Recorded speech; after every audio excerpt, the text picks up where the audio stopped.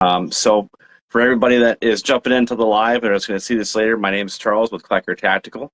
And this is episode 9 of Tactical Tuesday Talks. It is our 30-minute live session to us talking about everything that's concealed carry, open carry, anything to do with self-defense in that realm. And tonight we are joined by Sarah with Knife Hub. So we will be talking tonight about knives, since the title is going to be all about knives tonight. So Sarah, go ahead and introduce yourself and let us know who you are and where you're from. Hi everyone, my name is Sarah and I am working with Knife Hub. We're a brick and mortar and online store. We're based in Waterford, Michigan. So we have, I would say, over 1,000 knives on our website, and we ship free anywhere in the U.S. And our goal is to form relationships in the community and provide you with any knife and even firearm that you want. All right. Yeah, I haven't been. I've driven by it. I never got to stop in. I got busy. I will go into the store. I promise. Yeah, for sure. I have to check it out. And I have to get your karambit sheath, so that way maybe the sheath will be better than you. Is it the same one you cut yourself with? Yes. So maybe we can make the sheath better, so that way you don't cut yourself. I was laughing because I was like, I just talked to him about needing a new sheath for this. Yeah. Well, you haven't been into any of the gun shows that I've been to, so I couldn't get it. I know. We will be at the one at the Oakland Expo Center in April. We're going to be doing a display. Yep, I plan on being for that one, and I think April. It's not Easter weekend, is it? It's the end of April, I believe. Okay. I'll be at Novi for the Easter show. Okay. And then I believe we won't be there again. I think I'll be at Oakland for that one. Okay. Is Novi the Michigan Gun and Knife Show? Are they running that? The original Gun and Knife Show. The other promoter. Yeah. They're the only one so far that are going to be there that I know of. Okay. Sweet. I actually just thought about, and that is actually one of the questions that I was going to ask, because we're going to talk about brands later too. That's one of the questions, from your low end tier to your mid tier to your top tier. We will get there as well. Someone just mentioned that they have Carry a Spyderco they got from Knife Hub. Oh yeah, we love Rick's knives. He's one of our favorites. Yeah. So first, let's just go over what the different types of knives are. Really basic, simple question that I think people take knives as just, it's just a knife, and they have like very wave top knowledge of what knives are. I dove into a little bit of knife knowledge when I started getting into more bushcraft, and that's where I really learned, like, there's different angles of the grind, there's different blade types, different steel types that all have different purposes and uses. So what are the different types of knives? So basically we split them up. In my head, they're split up by manual and automatic, and then you have your fixed blades, which are a whole nother category. So you've got your automatic out the sides, you've got your automatic out the front, so that the blade deploys either out the side or out the front. And it all depends. A big thing that you'll hear the owner, Gene, and me talk about is your application. What are you going to be using the knife for? So there's those 4 main categories: automatic out the side, out the front, just a manual knife, and the fixed blades. So we carry all of those, and then you can branch off into like your karambits, like this. This is purely a tactical knife in my brain, unless I'm trying to slice my finger. So there's all sorts of categories, but if you start with those 4, you can get a general idea of what they're looking for. A lot of people, they're looking to get into knives. They want the out the front because it's more of a it's cool. Yeah, it's cool. They're thinking, I'm going to get into knives. It has no purpose other than, like, watch me push it in and out. Like, it's really cool. We had one guy, he bought an out the front, and then he comes back, he's like, I was using it at work and it doesn't work anymore. And I was like, well, what do you do for work? And he goes, well, I do trees. I'm like, that's the wrong knife for you. So I mean, that's what we try to figure out. A lot of times you'll hear me ask guys, what do you do for work? And if they do things like drywall, I'm not going to recommend an out the front for their work knife. Yeah, no, because they have that. My brother-in-law has one from Milwaukee, and it's just a simple folding X-Acto knife, essentially, or it's a razor and blade knife, but it's a folding one, and that's what he uses. I've got like a cheap gas station knife that I've had for years, and there's the old guy at the he's at Novi in Lansing that sharpened blades. He's like, surprisingly enough, you'll be very surprised at even the cheaper knives, the steel's not that bad, and they will still hold an edge and sharpen surprisingly well. That's the hardware and everything else that's just cheap and chintzy on them. Which will go into another question, is like the different grades of knives. So you have all these different steels, and I know a little bit about metallurgy, very, very little, and only pertaining to gunsmithing in the field that I know. Yeah. When it comes to knives, I couldn't tell you the difference between whatever stainless or steel alloy that they're using for the blade and what benefits it really has to the knife. Do you know if you could talk on that? So you can talk steel all day long, and I'm still learning. I started in guns too, so I metal is metal when I started, and now I'm getting into the steels. And what we're seeing in the industry is a lot of those more premium steels, meaning they have a high toughness, they hold an edge well, they are corrosion resistant. A lot of those we're seeing in less expensive knives. So I can get, like, you've got the Dirty Girl, and this is the 14C28N. It's just your basic, what we call a tool steel. But I mean, it's sharp. For your application, this is a perfectly fine steel, but it might not have the corrosion resistance that you want. So it's all about the recipe and then the hardening process. So you'll get different manufacturers of like M390 steel, but if their hardening process is off, then it's a cheap steel. So there's a lot of factors. Yeah, guys, one of the ones I'm going to pull out here, like I have a SOG Steel Pup, very, very common one. This is not the Elite. The Elite has a different coating on it. It's more aggressive. Because this one I've used. I've striked ferro rods with it and cut tinling. I've used this knife, not extensively, but pretty good outdoors, and the coating's coming off. So this is just a cheap coating just to give it a certain look. It does maybe a little bit for protecting, but it doesn't really do that well because you can see it's coming off fairly easy. So the coatings is one thing. But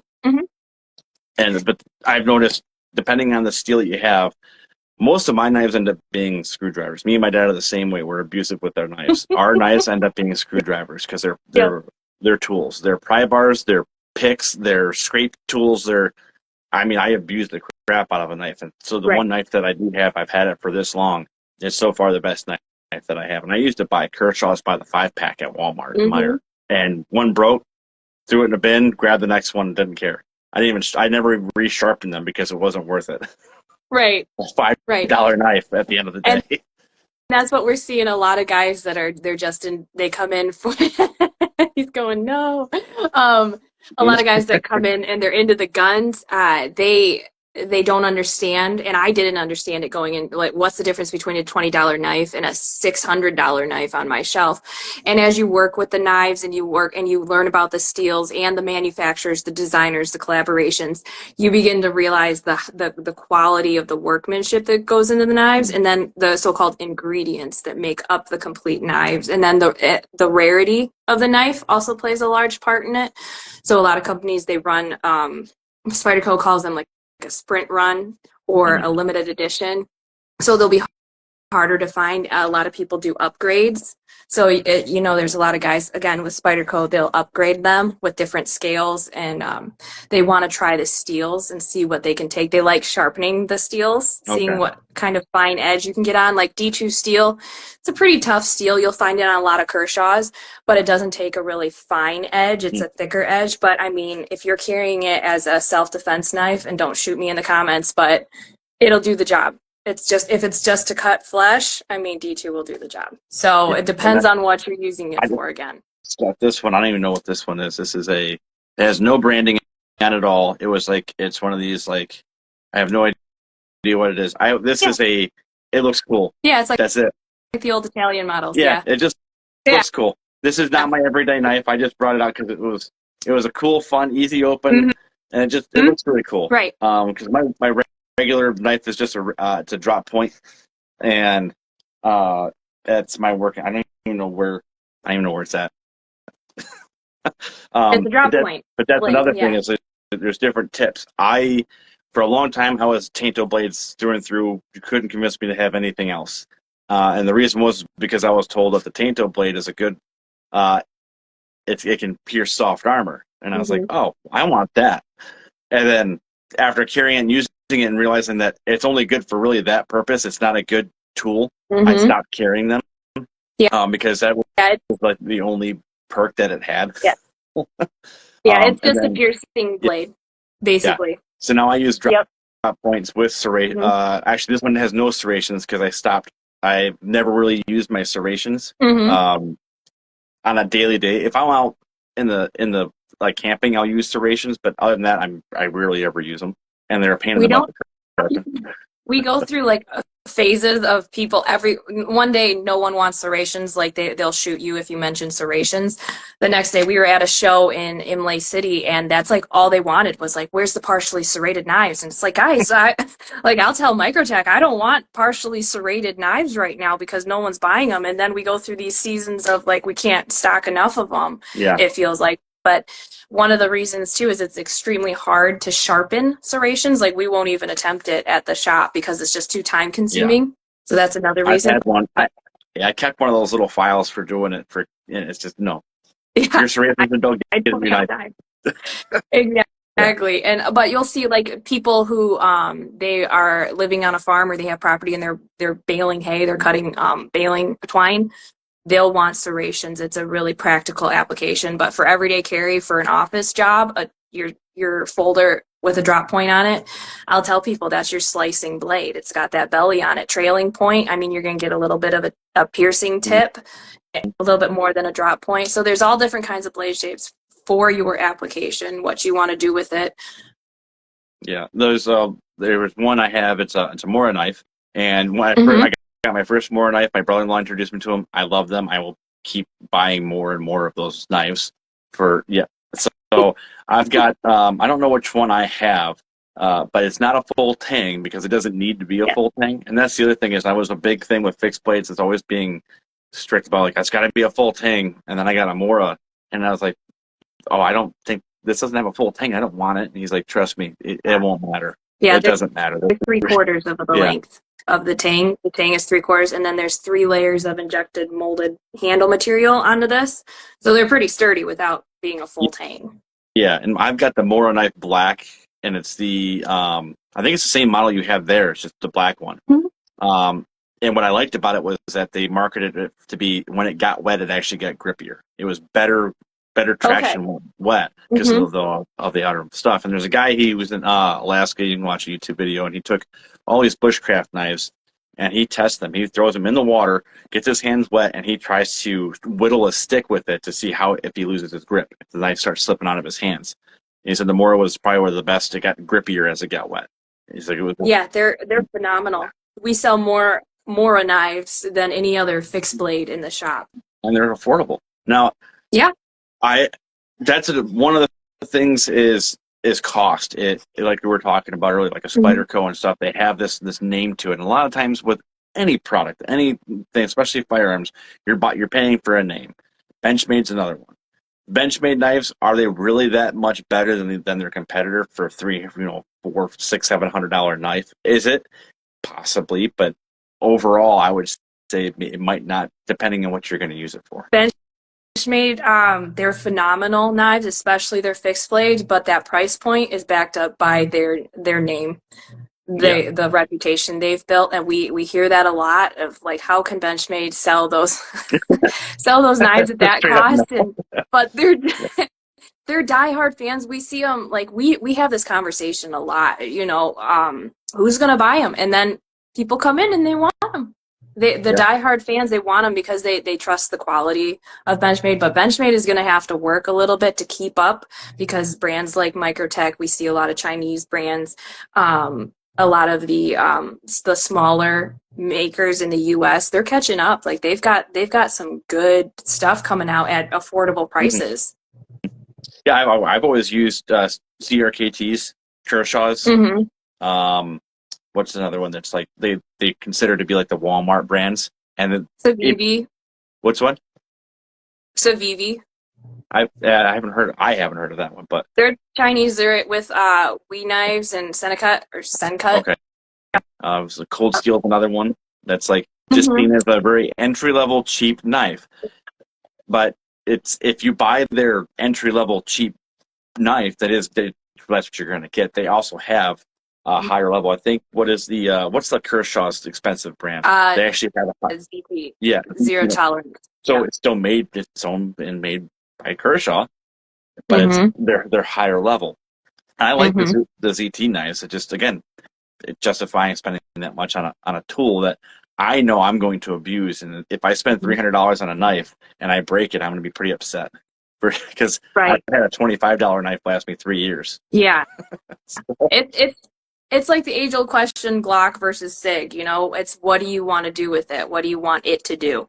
And Yeah, that's a lot of the collectors. They love the designer story. They love the material story. Who made the steel? Who made the handle materials? Most people that are carrying a knife every day, they're just like, get me the best knife for the cheapest cost. right. And that goes into like what you said. There is just that, because there's collector's knives. I have a few that are like the actual gold inletted with an eagle, and it's comes in its own collector's box with a certificate, and it's lived in that box ever since I got it, and it's a display knife. That's Yeah. it. I have Yeah. gag knives that are like shot shells that have a little pig sticker in it. You know, Yep. I got a key one. I think I've got a Glock one too. Yep. Just small little novelty things. They're Hmm. like what you would buy in a bulk pack at Bud K Knives. Yep. They're not good quality. They're cheap and they're fun. Yeah, and Um, it's honestly like the more I learn about the process that goes into making knives, the more I value them. I see these small knife makers on Instagram that are getting bigger, and it's awesome to see, because it is an art. It is an art. But a lot of times, yeah, you spend a lot of money on a knife and then you don't want to use it because you don't want it to be damaged. But a lot of people we see, they're using them. They're putting them to the test, and they're liking that. They love the steel. yeah, and that's why I have a dual purpose. With my knife, I call it a tool, and Mhm. I call it a tool mainly for legal reasons. Yes. And that's because for Michigan law, it's under 3.5 inches or 3 inches is Mhm. what you can carry. It can't be assisted, and it can't technically be concealed, or it has to be concealed. I'm not It's so if you, classification, yeah, yeah. so If it's you would know the law better. it's a very vague law. We get people coming in all the time that haven't really read the law, and they like to tell us what the law says. But it's basically, as long as you classify it as a tool, then you're safe. You're good. There's no blade length restrictions. But if you're carrying around something like this, is clearly not a tool, I mean, but that's not a 3-inch that's blade. cool. It's a tool. It depends on what I'm using Yeah, it on, and we yeah, won't say it's what not a I'm going to utility use it tool. for. Exactly. I know from experience it cuts flesh pretty easily, but so basically, as long as it's classified as a tool, there's no blade length restrictions in Michigan. Yeah. And you can carry an out the front automatic knife. It's the only restriction on that is if it's double edged, you can only carry it if you're law enforcement or a first responder. Okay. So citizens can't carry it legally unless. Okay. That's news to me too, because I knew about you have to be able to justify it as actually a tool. Obviously, Yeah. I have one. You might know this is the ShivWorks clinch pick. Oh This yeah. This is one of my favorite knives to conceal carry. Yes. Is it legal in Michigan? It's the tough one, because this is a belly. The belly is dull. It's the top edge that actually has the blade, and it is a in and out tool. This one's designed to carry behind your belt buckle. So this loop would go over your belt. This would actually go behind your belt. And then just the little bird's eye would hang down below, just enough for you to get it out in a fight. So if I'm getting bear hugged, or this is a close quarters fighting tool. So it'd be very hard to justify this as a tool other than for self-defense. But if you think about it, by the time you have to get down to the classification, you're going to be in a courtroom probably, because if you're concealed carrying that blade, you're not really under any obligation to tell an officer, "Hey, I've got this knife on me." If it's a tool, I mean, just like if I get pulled over, I have to tell them I have a gun on me, but I do not have to tell them the knives I have. Yeah. Yeah, because there's that's true, because Michigan has a CPL. We are a CPL state. So if anybody else outside of the state that's watching, we are a concealed pistol license. We have a license to carry a concealed pistol. The other states have the freedom that which soon will have, because they have a CCW, which is better, in my opinion. It is a concealed carry weapon. It is not specified. They might have some restrictions, but it's not specified what that weapon is. It just says concealed carry weapon. So that means that if I have a CCW in another state, there's a chance that I can carry a Rambo knife concealed because it's my concealed carry weapon. So hopefully Michigan in the next 2 years we get rid of this other governor, and we can get someone in that's going to be maybe more pro 2A and pro Second Amendment. We can maybe change some of that. We're hoping. I mean, help both of our industries. Yes, yours won't be as impacted as much, I don't think, but it's still going to be. Just the gun, it's a gun and knife shop, so we definitely watch her pretty closely. Yeah.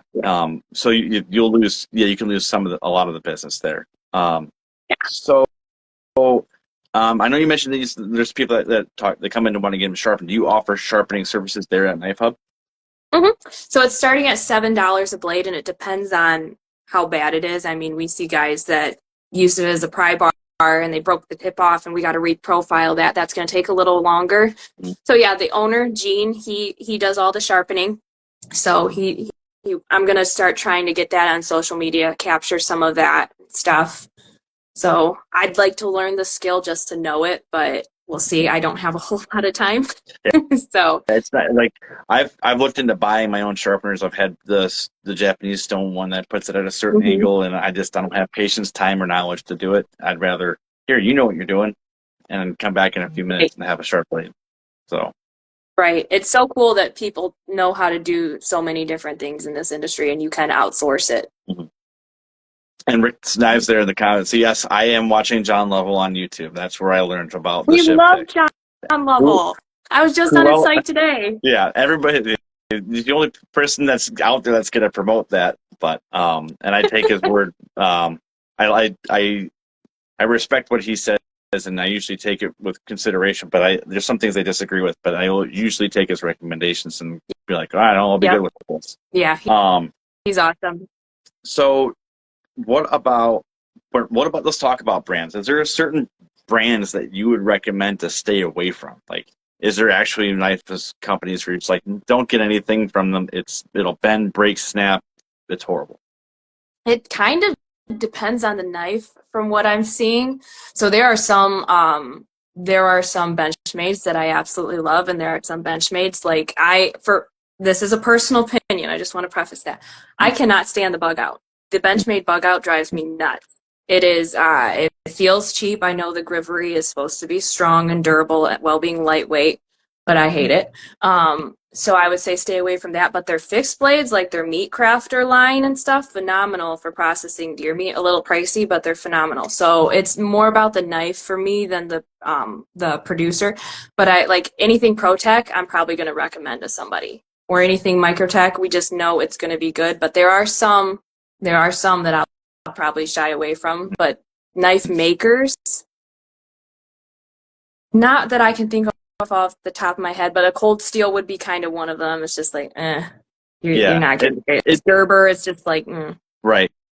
It's anything that you can pretty much get off a shelf at a regular store or gas station is you're getting what you pay for.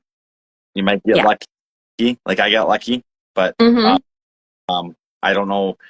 Maybe I don't know how I got that lucky, or I'm just being really soft with this knife and I need to be even more abusive with it and push it. Put it to the test.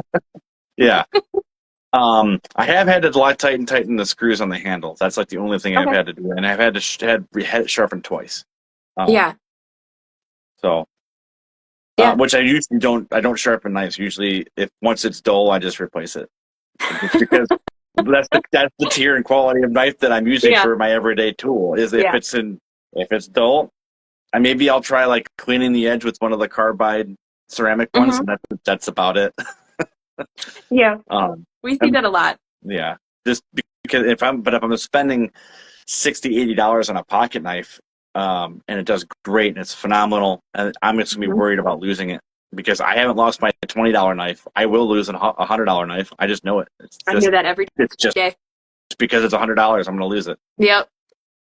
And that depends on like being aware of like the pocket clip you're getting into. You know, some pocket clips just suck, and you can replace those. And just Yeah, I mean, it's once I've paid $100 for a knife, I'm gonna panic. I'm gonna be kind of more aware of where it's at. But I like my $20 Kershaw or my $60 Kershaw, the Yeah. mini or the Iridium for like everyday use. I mean, I've used that thing to cut steak. I cut open boxes. Yeah. It's just holds up well, and a lot of people find that their favorite knives are the ones they picked up on the go and they weren't even thinking. Yeah. So it's That was with an SOG that I had. I had an SOG that I liked it at the beginning, but then the polymer was horrible, Mhm. and it turned out to be a really crappy knife. And someone's like, "Oh, you just bought a bad SOG," and I'm like, Mhm. "Oh, because they're typically a pretty decent knife. I have Yeah, an yeah. axe with them. I've got other tools from them, and they're great. Mhm. And they have a new line out of these pretty small, compact assisted open folders, and I was like, I like those. Those are nice, Mhm. and they're really affordable. And so I was kind of like, Yeah. I'm not going to. And so I was like, no, they're good. Sometimes Yeah. you see Every good. knife maker has some really good knives, or else they wouldn't still be in business, in my opinion, from what Yeah, I've seen. yeah. And then they've got some duds. I guess that would be the answer to that question. Is that if it is made from a company that has any kind of reputation, chances are is they're going to have, everybody's going to have a knife that's crap. That's just how that Mhm. is. But they're going to be something that you can rely on. They'll have a line that you can rely on. If it has no brand name on it, like the gas station knives, they're they're probably not going to be anything other than like this thing says this is cool, and that's it. They normally will see the kids get those. They'll pick them up and they'll bring them in to be sharpened because it has an American flag on Yep. it. We haven't seen many Trump knives yet, so I'm kind of surprised on that one. I don't think they use them. Yeah, it's on a shelf Yeah. somewhere in a So shrine. yeah. So what about training? Training for knives for self defense because everyone else is carrying for tools for like I said screwdrivers, pry bars, picks, everything else. But what about for the people that out there that are carrying a knife for self defense? Is there anywhere local that you can recommend here in Michigan to go to get self defense training specifically oriented around knives? So I've been interested in this. I don't have the time right now to start knife training, but I think that Close Quarters Tactical in Shelby offers some sort of classes on that. A lot of what you'll find is you're going to find like in the martial arts community, some of those like Filipino martial arts, they use a specific type of knife in their Yeah, yeah, because it's fighting. integrated into the fighting Yeah. style. When we did in the Marine Corps, there's a certain type of fighting technique that they do, and it's mixed. They take fighting techniques Mhm. from like 4 or 5 different disciplines, and the ones that we do with knives, it's integrated into that to where all you have to do Mhm. is if you go through the moves, you're just putting a knife in your hand and doing the same thing. Right. So you don't actually have to train with the blade. You Right. just do the same techniques, just add a blade, and there you go. Yep. Yep. I know I can't remember his name right now, of course, but there is a guy who's really popular on YouTube doing knife fighting. Forget his name. Um, Older gentleman, kind of think it might be an Asian man. I think so. Yeah, I've seen it. Does a TV show. The same guy that does a TV show where it has everybody Ed, get. I think his name's Ed something. Yeah, I know who you're talking about. I can't think of it Yeah, either. I Yeah, know. I know a guy who's taken his classes, and he highly recommends them to anybody. I mean, they're a little graphic. They're using pigs. yeah, I would love to yeah. take one of those classes. But what I recommend, so we get a lot of guys that come in and they're like, I want to get my wife something for self-defense. She doesn't want to carry a gun, so I thought I'd get her a knife. And I always look at them like they're kind of crazy because me as a female or as a human being, the last thing I want to do is get up and close and personal and stab somebody in self-defense. I would much rather shoot them at 3 to 10 yards than to get right up close and cut them. I mean, it's a lot more graphic. There's going to be a lot more trauma Yeah. from that. So a knife, My wife just entered the chat too, and she's inside with the kids, and we had that same conversation. yeah, I know she perked up when you said that because I'm like, I yeah. gave her a knife, I gave her pepper gel, and she's like, I'm not gonna use this stuff. I'm like, I want Oh you to no. use this stuff. It'll make me feel better if you just let me know you're gonna use it. Because she's like, I don't, I'm gonna just go crazy with that because we got 3 kids. Yeah. If someone comes with that with the kids, she's just gonna go mama bear on Oh, them and not forget to use a knife or a tool. oh, I she'll be got fine. her, but I I wouldn't mess I put with her. knives. I put knives in her purse. I put pepper gel in her purse, and she's like, "I'm not Yeah. going to use this." Yeah. Moms have that instinct. They're good Yeah. protectors. Um, but yeah, so I recommend firearms for self-defense. I've heard Mike Glover say that knives are his absolute last line of defense. It. For me, Yeah. it is mostly a tool. Like if I can't carry a gun somewhere and I can carry a knife, then it feels I like having a knife on me just in case. But typically my mindset is it's a tool. The knives are well. Anytime you're going to fight with knives, you're going to get cut. That's just you got to keep Yeah. that in mind. Every time we did knife fight training, they're like, when you fight with knives, you are going to get cut or stabbed. Hmm. That's just making sure the other person gets more. Yes.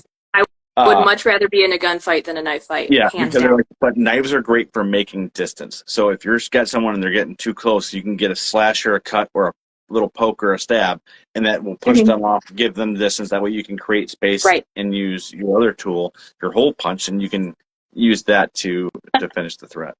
Because Yeah. it's really hard depending, like, so that's why I always recommend people to appendix carry Hmm. when you're going to conceal carry. Appendix carry is great because it's the quickest and easiest to get to your firearm. It's if I'm bear hugged by some dude that's 4 foot taller than me, weighing 600 pounds, it doesn't matter. He bear hugs me. I now have easier access to my Hmm. firearm. Same thing with like if I'm carrying a knife. I can generally usually get to my pocket and give someone a good poke, and they'll back up, and then I can either get away or I can Right. defend myself. Right. And a lot of Prevent. times, like with the knives, you're in high adrenaline mode. They're not even going to feel like when I even cut my finger, I didn't even feel it. So they're not even going to feel a cut. I can tell you But the amount of scars that I have from deep gashes. Yeah. yeah, yeah, and one of the things it's far easier to take a firearm away from somebody if you train. You got to train and know that than it is to take a knife away from somebody. Like you were saying, someone's getting cut. Yeah. It's going to be bloody. Yeah, knives are very, very dangerous, and that's why you see all these police videos where they're like, they shoot somebody that has a machete or a knife. Like, it's just a knife. You got a gun. Why did you have to shoot him? You could have tased him. Like, Yeah. you don't understand. It's unless it's not like the movies. If disarming a knife, you can the techniques you can have it down packed. It's not easy. Yeah. I mean, like you said, you're going to get cut. And you got to train and train and train. And then dealing with knives, it's a lot of fine muscle movement. And so you've got to, yeah. It's hard. And, yeah, there's a lot of variance, and it just takes one little nick in the wrong spot, and you're out. You're done. Right. So yeah, you go to disarm somebody with a knife, and you take one to the jugular, or the femoral, or the gut, and it's just that's it. You're out of that fight. You're done.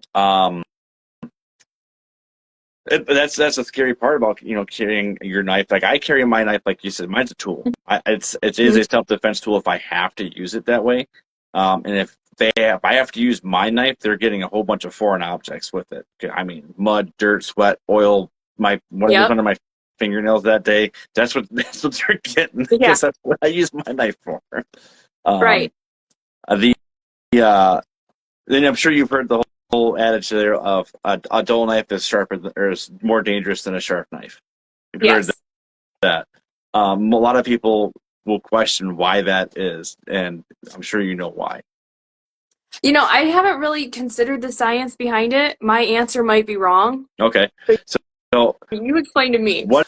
What that means is that it's not so much that it's more dangerous, but it's a sharp blade cuts clean and through. Yeah. A dull blade will cut, but it'll leave a jagged, more rough cut. So it's more dangerous because it's easy to cut a nice slice versus a jagged cut. And that's why they say it's more dangerous than a sharp knife. Okay, that makes sense. Yeah, just like there was bayonet styles that they banned. The Geneva Convention banned certain bayonet styles, so tri-lugs and points that had 3 points and blood veins and blood grooves. They said no more of that because it's inhumane, because it was meant to create a wound cavity and wound channel that a field surgeon could not stitch up. Okay. And wow. They were meant to go in and drain the blood out of the enemy and create a wound that was difficult to stitch. I wouldn't say couldn't, That's but more savage. difficult to stitch. If it's just a straight bayonet, like okay, we can close that wound pretty easy. I like your wife's logic here with that question. I would still carry a sharp knife, because it is easier to cut with a sharp knife. It's just that the duller blade could be potentially more dangerous because of the damage it can do versus Right. a clean cut. Right. Yeah, still carry a sharp knife, and I think mine's due for another sharpening or replacement. So, maybe when I next time we're in Waterford at that show, I'll have to come in and maybe look at getting a replacement knife. I don't I think they covered everything here that I had written down as far as what to cover about knives and any questions that I thought anybody would probably have about them. If there's anything that you wanted to add. Do you do make some knife sheaths? Like you've done it before, or are you looking to get into that? So I have this one here that I've made. This is a fold over taco that I just slip into my pack for the steel pup. Yeah. I have done a few for a one dagger. I have a deal that I'm working on right now. I'm actually going to be sampling some TSA approved non-metallic sheaths for some G10 blades for a company. Which company? Revenant Core? That's going to be VZ Grips. Okay. Oh yeah. So they're nice. I've got they sent me a punch dagger and an executive dagger, and I've got about 3 out of the 8 that I'm going to make for them to sample to see what they want to add to their line. That's kind of a sneak into it. So that's if they like it. Yep. But I've got, and that's the other thing we didn't talk about was G10 blades and things like that, non-metallic or synthetics. But that's one of the ones that I'll be working on. There's a punch dagger, one for Molly and one for concealed carry. So I have done a few. It's just with those, and the various amounts of blade designs and companies and shapes. There's no just like one sheet that I can make that's going to fit everything. It's going to be made specifically for that knife and that knife only. And with there being a top, like I could probably do K-bars, seal pups, the Gerber strong arm, as far as fixed blades go, and then a couple Benchmates. And then that's pretty popular, and there's a lot of people that are going to have that. Same thing when it comes to like concealed carry knives.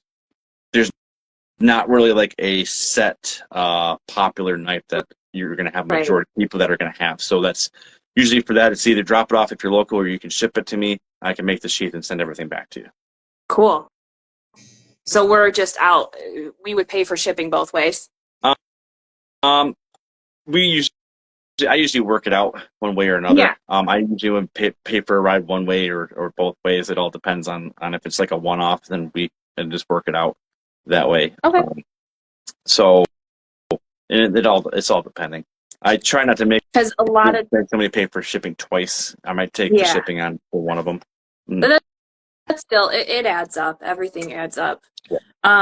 One of the questions that I get, or one of the main concerns with fixed blades, are the sheath options. So if I had someone to recommend, if they wanted to upgrade a sheath, what clips do you use on the sheath, or does it depend on the customer? Yeah, they can add whatever they want. I can do a foamy clip to carry like scout carry. So if they want to scout, they could do a foamy on it.